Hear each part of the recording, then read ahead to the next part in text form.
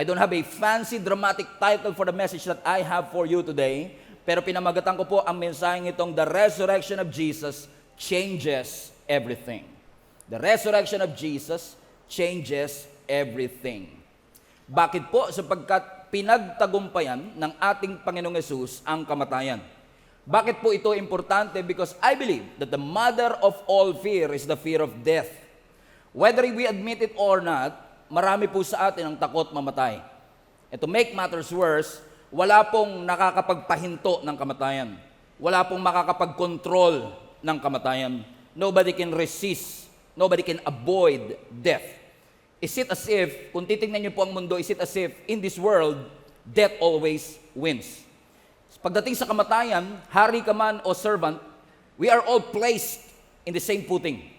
Kahit gaano ka ka-influence, kahit gaano ka kayaman, kahit gaano kaganda o kalaki ang iyong authority, you cannot survive death. Because in death, everyone is horizontal. But thank God for our Lord Jesus Christ. Kasi kahit walang exempted, makakapaghinto at makakapag-control ng kamatayan, the resurrection of our Lord Jesus Christ changes everything. Bakit po? Kasi ngayon, hindi na lang po tayo umaasa na magtatagumpay ang Diyos. May pag-asa na kasi tayo dahil nagawa na ng ating Panginoon. At ang ating Panginoon ay nagtagumpay na. Now let me just put this in context para mas maunawaan po ninyo kung gaano ka-significant ang victory ni Jesus Christ sa ating victory. Kung titingnan po ninyo ang Friday, kung saan ipinako ang ating Panginoong Yesus, He was hanged on the cross from 9 o'clock in the morning hanggang 3:00 ng hapon. And when Jesus was hanged on the cross for hours, sabi ng Biblia, at 3 o'clock in the afternoon, Jesus died. Pero interesting po yung part na ito ng oras na ito because hindi po katulad sa atin sa Pilipinas, nagpapalit po ang araw natin pagpatak ng 12:00 ng madaling araw. Sa Jewish people, iba po ang kanilang kalendaryo. Nagpapalit po ang araw nila at 6 o'clock in the evening. So 3:00 namatay ang ating Panginoong Yesus, and Jesus Christ's death is actually 3 hours away from a new day. Ibig sabihin, kailangang magmadali ng mga disciple na maibaba ang katawan ni Jesus, mailibing ang ating Panginoong Yesus, kasi kapag inabutan po sila ng 6:00, at ang 6:00 po ay Sabbath day, ibig sabihin, hindi na po sila pwedeng magtrabaho. At kapag hindi po nila naibaba ang katawan ni Jesus, at hindi po nila nalibing ang ating Panginoong Yesus, susunugin po ang katawan ni Jesus Christ ng mga Romano. So meron po silang dilema. Kailangan nating maibaba, mailibing ang ating Panginoon at mabigyan man lang siya ng proper na burial ceremony. So in essence, dahil meron lamang pong 3 oras ang mga disciple, parang lumalabas na naging minadali ang burial ceremony ng ating Panginoon. Ibig sabihin, wala pong proper anointing of the body to delay that decay. Buti na lamang po, may isang tao na ang pangalan ay Joseph. Ito pong si Joseph of Arimathea is actually a Pharisee. Na nung nabalitaan po niya ang nangyari sa ating Panginoong Yesus, ang sabi po ng Biblia, pumunta siya kay Pontius Pilate, kay Pilato, at hiningi po nitong si Joseph of Arimathea ang katawan ng ating Panginoong Yesus para siya na mismo ang maglilibing rito. At dahil ito pong si Joseph of Arimathea is actually a respected member of the council, pinagbigyan po siya ni Pilato. And according po sa account ni John, si Joseph of Arimathea, kasama po si Nicodemus, ang gumawa ng burial ceremony ng ating Panginoong Yesus. Pero dinitalyo din po sa atin ng Matthew that it was in essence, tingin po kayo sa akin, minadali yung burial ceremony ng ating Panginoon because the Sabbath is coming. Paparating na po ang Sabado. So kung titignan mo yung senaryo, yung Savior of the world, yung Messiah, yung nangako na magliligtas ng mundo, nakabayubay sa krus ng Kalbaryo, duguan, sugatan, even worse, patay. To make matters worse, patay na nga, hindi mo pa mabigyan ng maayos na libing. Nagmamadali ka sapagkat pag inabutan ka ng Sabbath day, hindi ka na pwedeng kumilos. Pag titignan mo, parang kawawang-kawawa naman si Jesus. Parang defeated na defeated naman ang Panginoon. Parang yung hope ng lahat ng disciple was shattered seeing the Messiah not just dead, pero wala man lang proper burial ceremony. Ibig sabihin, sa unang tingin, it may look like it was over. But even in Jesus' death, something supernatural is happening. Are you ready, church? Fasten your seatbelt. It may look like defeat. It may look like panalo na, final na, settled na, but even in the death of our Lord Jesus Christ, something supernatural is happening. Apostle Paul talk about it in Colossians chapter 2 verse 14. Everybody read this with me. Sabi ni Apostle Paul, he canceled the record of the charges against us and took it away by nailing at the cross. Ano ang sabi ng Biblia? Dahil daw po ang ating Panginoong Yesus ay naipako doon sa krus ng Kalbaryo. I just want to emphasize this. Jesus stayed. Nanatili ang ating Panginoon sa loob ng 6 na oras na nakapako. Hindi dahil masyadong malakas ang pako. Jesus is the Son of God. Jesus is the creator of the universe. If He can, He would. But just because you can, it doesn't mean you should. Kaya ni Jesus Christ pero hindi niya ginawa because He chose to stay for you. He stayed at the cross because He loves you so much. Pero ito ang pinakamagandang part ng storya. He stayed at the cross. He had a choice and He can escape death. But He chose to stay for you. But at the end of the day, Jesus stayed at the cross, but He did not stay in the grave. Nanatili siya sa krus ng Kalbaryo, pero hindi po nanatili ang ating Panginoon na nakalibing. At habang patay ang ating Panginoong Yesus doon sa krus ng Kalbaryo, sabi ng Biblia, lahat ng record of charges against you and me ay kinansel sa pamamagitan ng kamatayan ng ating Panginoong Yesus.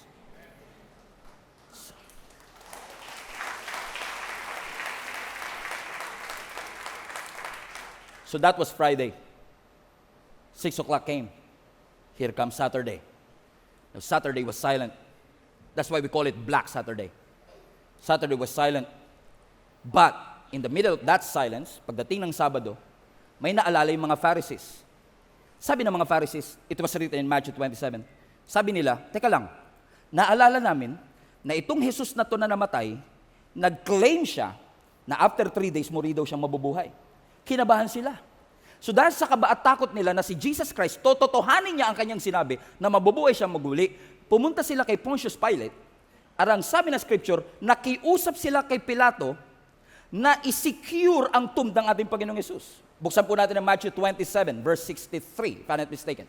Sabi ng verse 63, Sir, sabi nila, we remember what that deceiver, referring to Jesus Christ, what that deceiver once said while he was still alive. Sabi niya, sabi ni Jesus Christ, after 3 days, I will rise from the dead. Verse 64, and so, sabi nila, nire-request po namin na isil ninyo ang tomb until the 3rd day. Meaning sinasabi niya, lumagpas lang po yung 3rd day, okay na. Isil lang po natin, siguraduhin lang po natin na hindi po sila gagawa ng hocus-pocus, come on, para palabasing muling nabuhay si Jesus.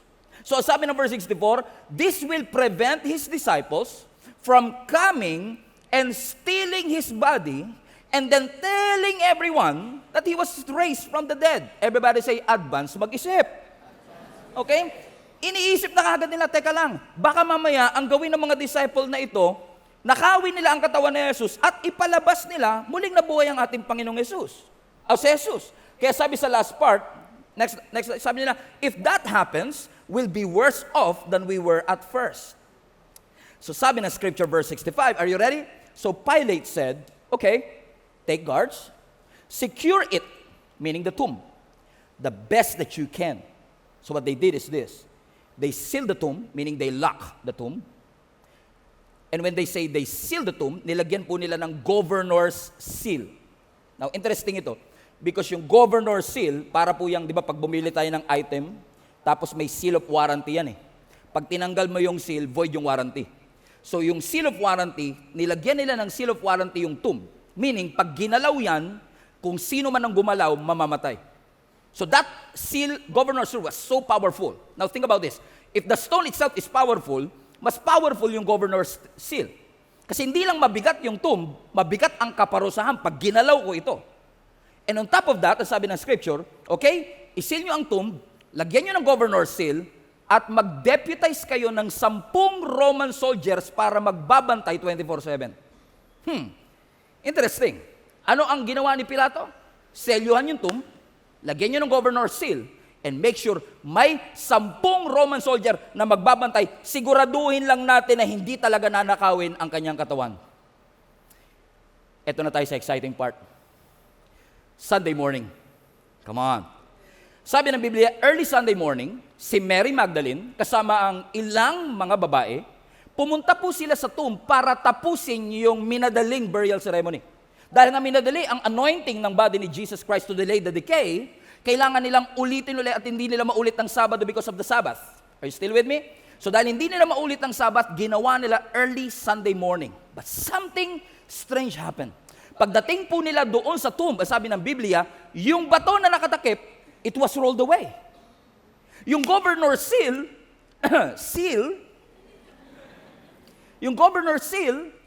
void.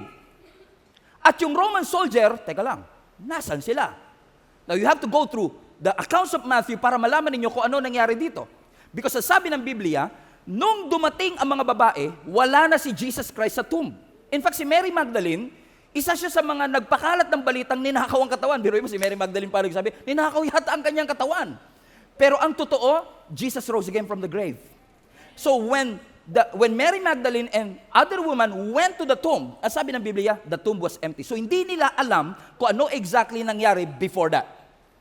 So bumalik tayo ng konti, and Matthew dinescribe sa atin ano ang tunay na nangyari between the night and then the early Sunday morning.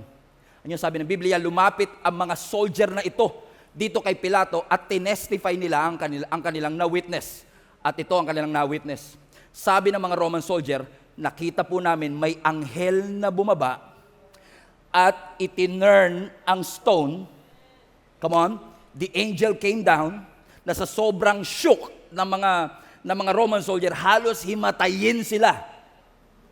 Okay? Halos himatayin sila nang nakita nila ang anghel na pinagbuksan ng ating Panginoon. Just by the way, just for the record, hindi binuksan ang tomb dahil hindi makalabas si Lord. Binuksan ang tomb para makita natin wala na ang katawan ng ating Panginoong Jesus.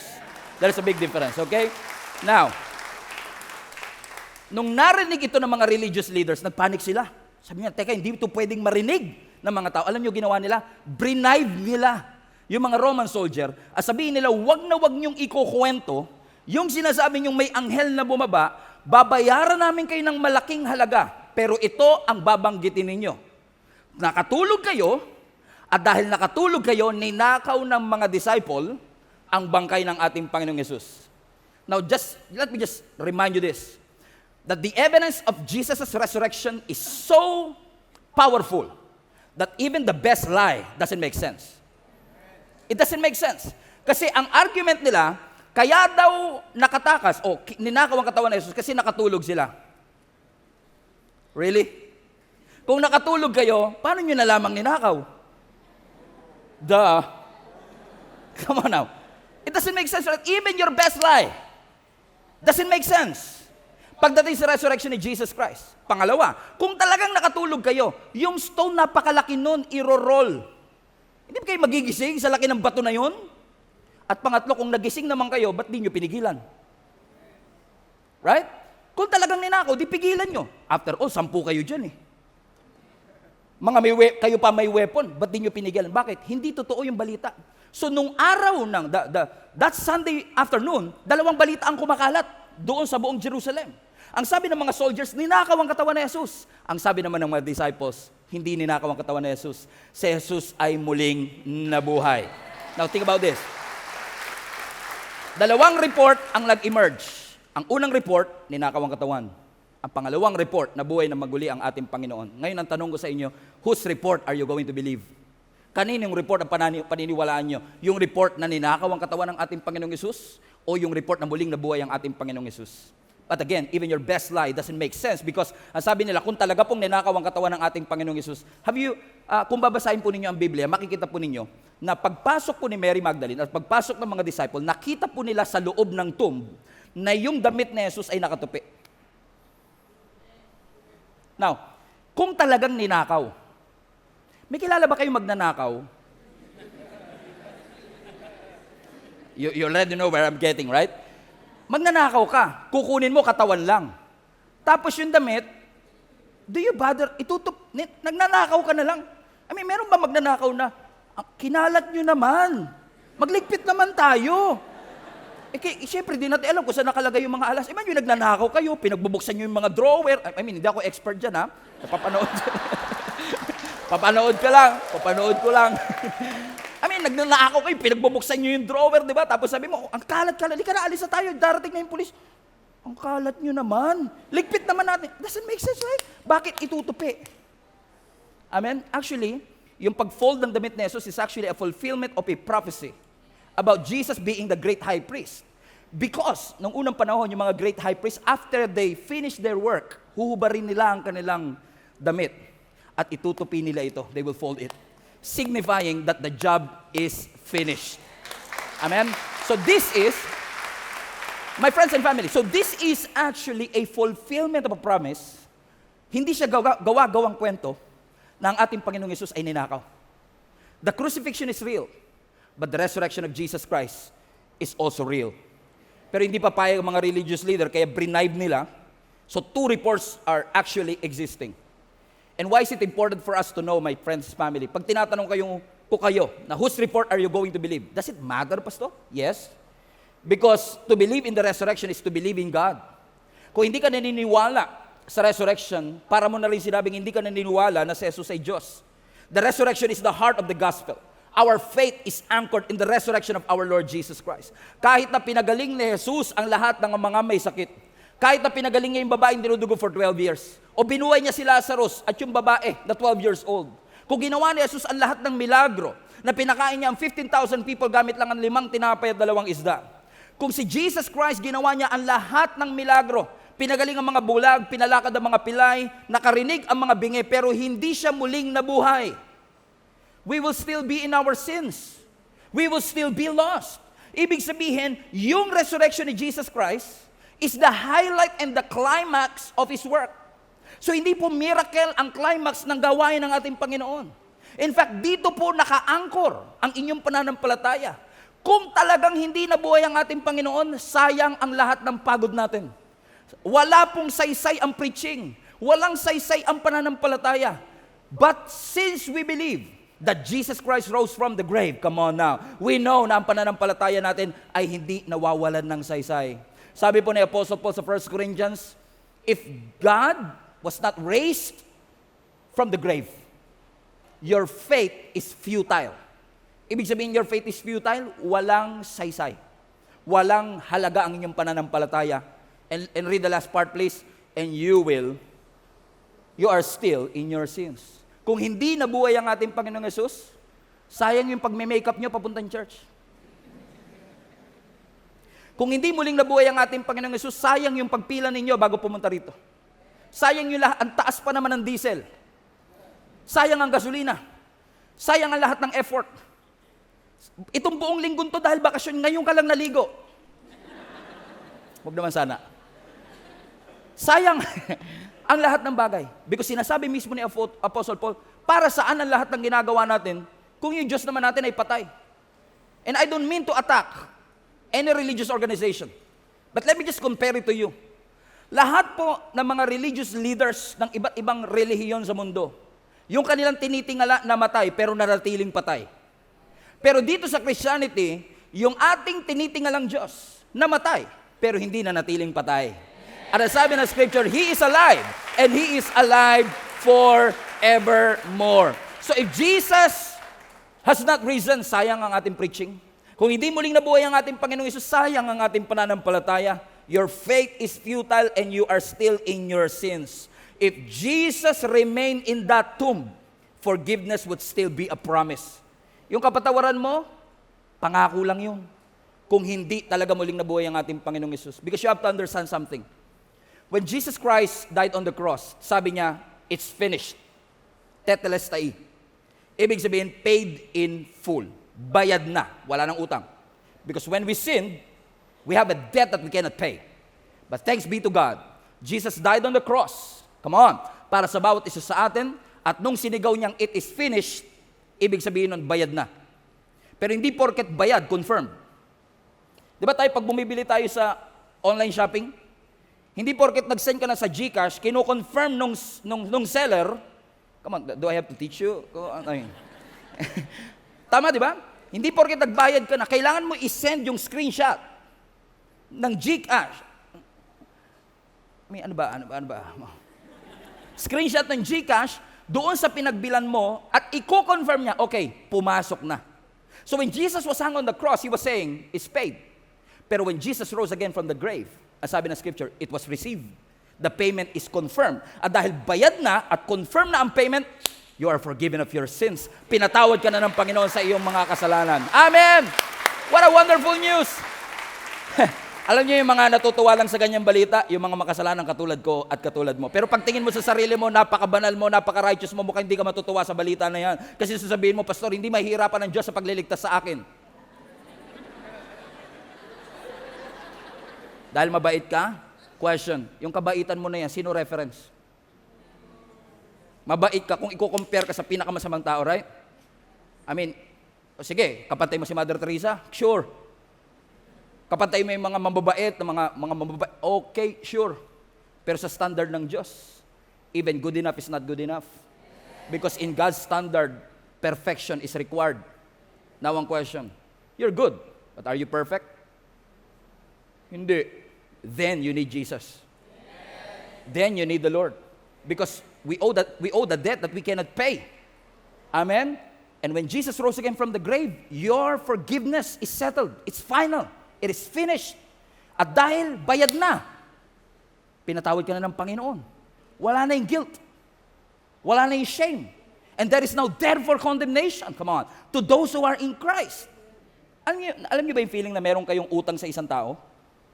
Alam mo, pag may utang ka sa kanya, tapos di ka pabayad, I mean, attentive ka kung nasan siya eh. A-attend ba siya? Anong service? 9, 3 ako. Di ba? Kasi meron kang utang sa kanya eh. Kasi yung guilt feeling na you cannot pay, it makes you like hide. Ganun ang nagagawa ng kasalanan sa atin. Meron tayong utang because of our sin na hindi natin mabayaran, kaya parang minsan pati sa Diyos nagtatago tayo. Remember Adam and Eve? When they sinned, the first thing that they did, hide. They're trying to hide. Come on, magtatago ka na lang kay Lord pa. Amen? Pero the moment na ma-realize mong your debt is paid, bayad na ang iyong mga kasalanan, bayad na ang iyong mga utang. Yung dating iniiwasan mo, anong service siya? 9, 3 ako. Pero ngayon, bayad na. Anong service siya? 9. O sige, nandun ako 9. Dati, anino pa lang niya, kilala ko na yan. Pero ngayon, makita mo pa lang anino niya, lumalapit ka na. Kaya pala sabi ni Lord, sabi ni Apostle Paul, you can now come boldly to the throne of His grace. Ano ang dala-dala mo? Yung merit, ikaw ba nagbayad? No. Ikaw ba nagsettle? No. Ikaw ba namatay sa krus ng kabalyo? Definitely not.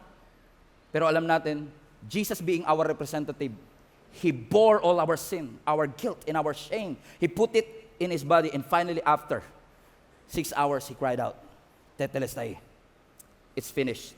And on the third day, He rose again from the dead to remind each and every one of you, gaano man kalaki ang iyong naging kasalanan sa mata ng Panginoon, your sins have been forgiven. Amen, your sins have been forgiven. Tignan niyo nga po ang inyong katabi. Sabihin mo sa kanya, pinatawad ka na ng Panginoon. Pinatawad ka na ng Panginoon. Amen? So in John chapter 20, this records the first day after crucifixion. Ang mga disciples punong-puno ng grief, punong-puno sila ng takot, punong-puno po sila ng confusion. Because the Messiah that they've been following for 3.5 years is now dead. Even worse, He was buried. Pero Sunday morning, nung nakita po ni Mary Magdalene na ang tomb ni Jesus ay empty, as I've said, inassume niya na ninakaw ang katawan ni Jesus. Alam mo ginawa ng ating Panginoong Jesus? Dahil si Mary Magdalene ay nag-assume na ninakaw nga ang katawan ni Jesus. Ang sabi ng Biblia, nag-appear mismo ang ating Panginoong Jesus kay Mary Magdalene. Personally appeared to Mary Magdalene. And because Jesus personally appeared to her, Jesus turned her sorrow and grief into joy. Now, Mary Magdalene confirmed, now, Jesus is really alive. Pero, nung araw na yun na nagpakita ang ating Panginoong Yesus, absent si Thomas.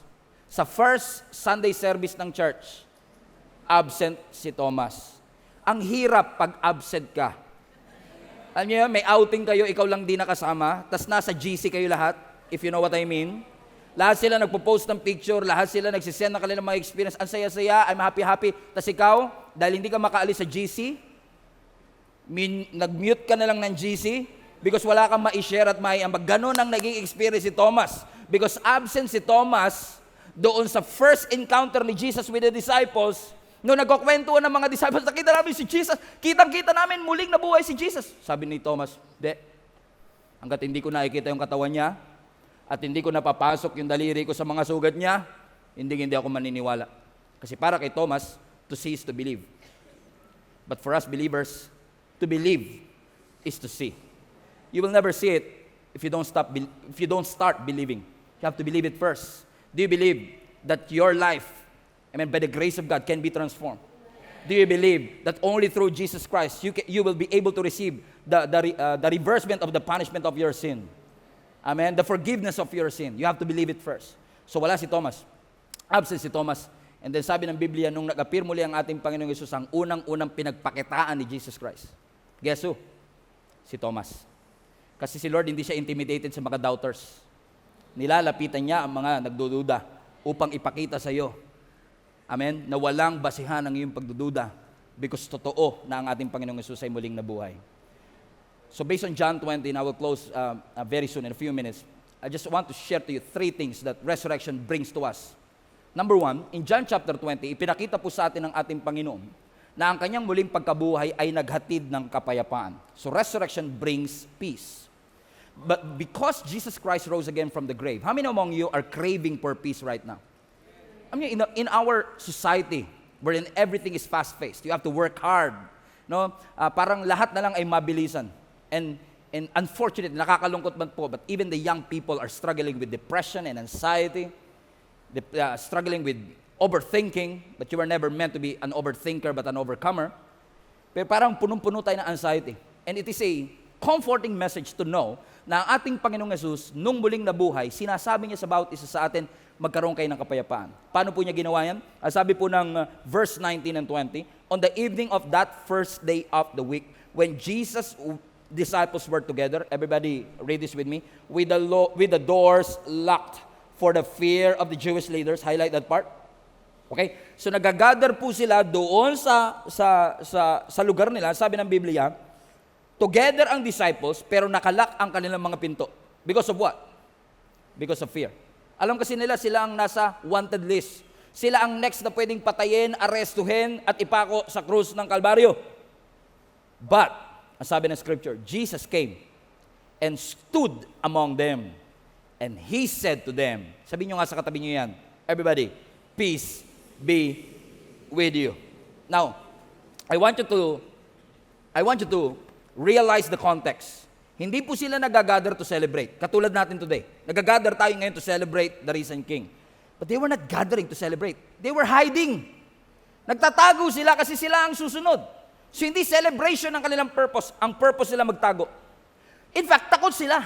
Tayo, by the grace of God, bold tayo sa ating pananampalataya. Bold tayo mag-post sa ating mga social media. Jesus is alive. Hindi tayo nahihiya. Kasi dyan naka-anchor ang ating pananampalataya. Amen po ba? Pero sila, kaya sila nagtatago, takot sila. Nag-e-expect sila hindi ng milagro. Ang ine-expect nila, aarestuin kami anytime. And then in the midst of their fear, sa gitna ng kanilang fear, Jesus appeared. And when Jesus appeared, your fear will disappear. Kapag ang ating Panginoong Yesus ay nagpakita, ang lahat ng takot natin will dissolve. Question, teka lang, paano natin masasabing may kapayapaan sila? Pumasok lang naman si Lord. Andun pa rin naman yung mga Roman soldiers sa labas. Hindi naman nagbago ang sitwasyon. In fact, nakalak pa nga yung pinto. Hindi na nga binuksan ni Lord.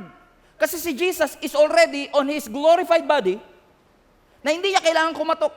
And by the way, yun ang pinangako ng Panginoon sa lahat ng mga believers.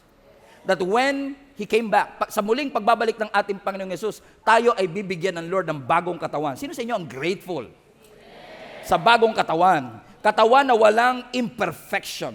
Katawan na walang bilbil. Katawan na walang wrinkles. Sabi mo sa katabi mo, titigan mo na ako, ito na yung pinakamasamang version ko na makikita mo. Kasi yung pinakamagandang version sa muling pagbabalik ng ating Panginoong Hesus. Wala nang fatty liver, come on.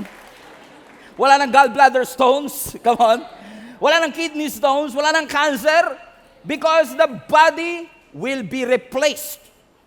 Yung decaying, papalitan ng Panginoon. Ganun yung katawan ni Jesus Christ. When He resurrected from the grave, hindi na siya kailangan kumatok. Tumagos siya. Ano sabi niya? Peace be with you. Baka ako hindi ako magkaroon kapayapaan eh. Multo! But the appearance, look at this. Walang nagbago sa sitwasyon. Ang nangyari lang, dumating si Jesus. Alam niyo kung bakit? Ang peace is not circumstance-based. Ang peace ay presence-based.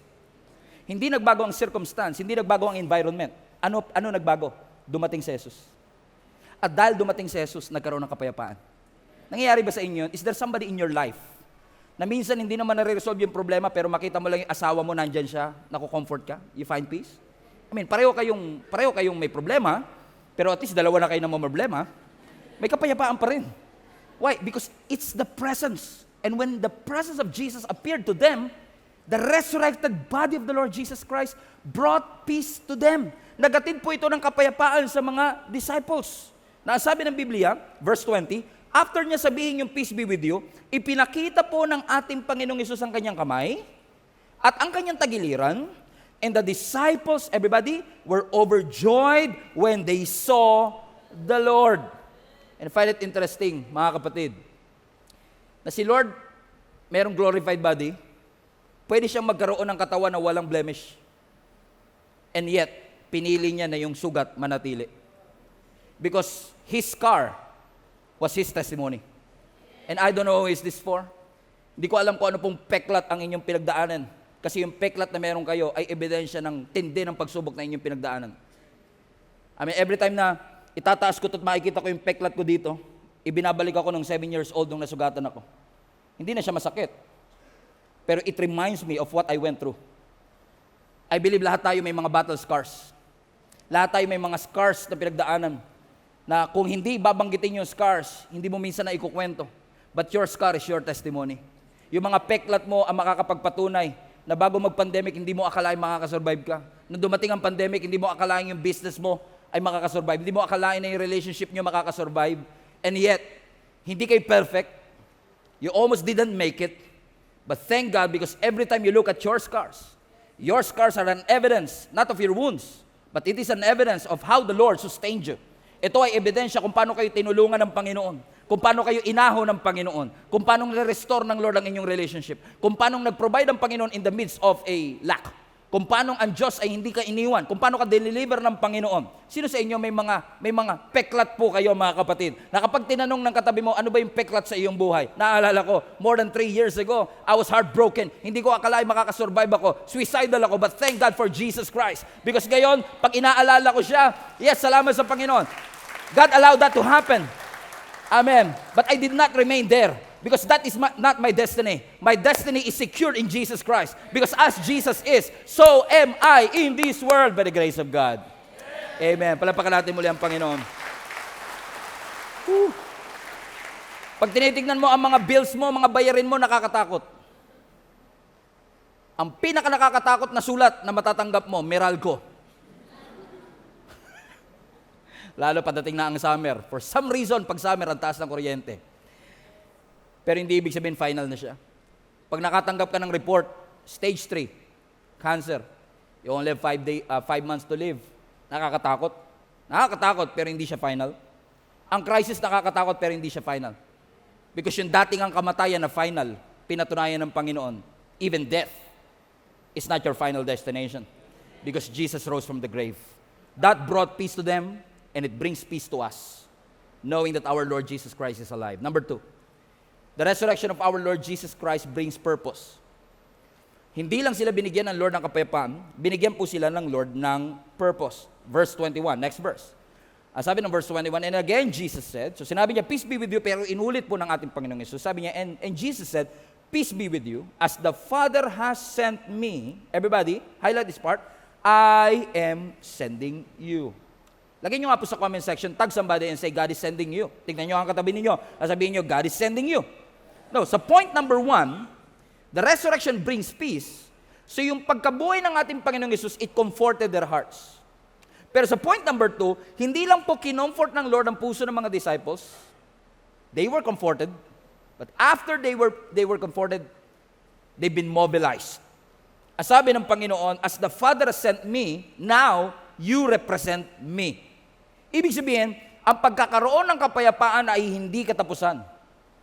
Yung pagkakaroon ng kapayapaan ay pagpe-prepare ng Panginoon sa assignment na gusto niyang ipagawa sa iyo. Why? Because the resurrection is a proof that Jesus is alive.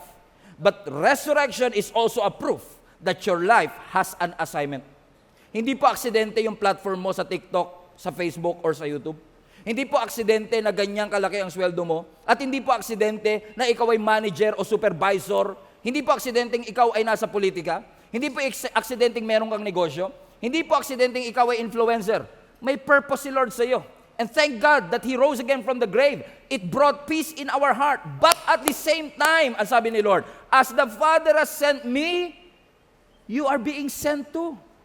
You represent Jesus wherever you go. Alam kong panatag kayo na buhay ang ating Panginoon, pero hindi lang kayo dapat stabilize, dapat kayo ay ma-mobilize to do what God has called you to do. So parang sinasabi ni Lord sa kanila, peace be with you.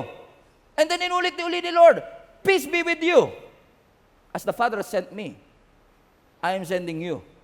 Paraphrase, Stephen Prado Dictionary, get out of this room. Because yes, I know, kaya kayo nandito sa kwarto, takot kayo, ito ang comfort zone ninyo.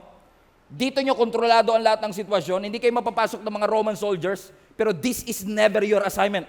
Your comfort zone is never your assignment. You have to get out there and share the gospel of Jesus Christ. You have to get out there and share that Jesus rose again from the dead. Because hindi muling nabuhay ang ating Panginoong Yesus para ilihim natin. No. It was meant to be shared. Kaya sabi ng Panginoon sa kanila, dahil ako'y sinugo ng Ama, kayo din ay isinusugo ng ating Panginoon. Gustong sabihin ng Lord sa kanila, bago ako muling nabuhay, takot kayong mamatay. Kaya kayo nandito kasi takot kayong maaresto. Takot kayo na kayo ang susunod ng mga Roman soldiers. Pero alam nyo, after nilang ma-encounter si Jesus Christ, nung una, takot silang mamatay, pero nung na-encounter nila sa Lord, willing na silang mamatay. What happened there? Something happened when they encountered the Lord Jesus Christ. Kasi the moment na na-encounter nila ang ating Panginoong Yesus at nakita mismo nila ang resurrected body ni Jesus Christ, naisip nila, teka lang, if death is the mother of all fear and Jesus conquered death, ano pang bagay ang hindi ko pwedeng pagtagumpayan kung pinagtagumpayan ng Panginoon ang pinakamalaking problema ng humanity? So sabi ng Lord sa kanila, get out of this room. Share the gospel of Jesus Christ. Get out of your comfort zone. I don't know who is this for. I believe that God is sending somebody out there to share the gospel of Jesus Christ. Not to make the church famous, but to make God, Jesus, famous. Amen? Alam niyo po ba mga kapatid, that the disciples who saw Jesus Christ when He rose again from the dead was so convinced, hindi dahil nabalitaan lang nila kundi nakita nila. In fact, kung pag-aaralan po ninyo ang history, lahat ng mga disciples, they died a horrible death. Si John lang yung medyo peaceful ang pagkamatay. Pero lahat ng mga disciples, even Apostle Paul, they died a horrible death. Are you with me? Si John was executed. Apostle Paul was beheaded. In fact, si John, hindi siya namatay ng horrible, pero dahil nagpipreach siya ng gospel, alam niyo ginawa kay Apostle John? Itinapon po siya sa malaking kawali na may kumukulong mantika. Boiling oil. Itinapon ng katawan ni John para lang pahintuin siyang mag-share ng gospel.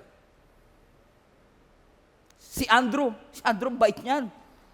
Pero ang sabi ng scripture, si Andrew mismo, pinako ng X. Si Peter, pinako ng upside down. Si Thomas was killed, stabbed to death. Kaya nga ako pag minsan, sabi ni Lord, share mo ang gospel. Nakakahiya, Lord. Para nakikita ko yung mga disciples nakatingin sa akin. Hiyang-hiya ako sa iyo, ah. Ako nga, ipinakong ganun, no? Ako, nakaganon.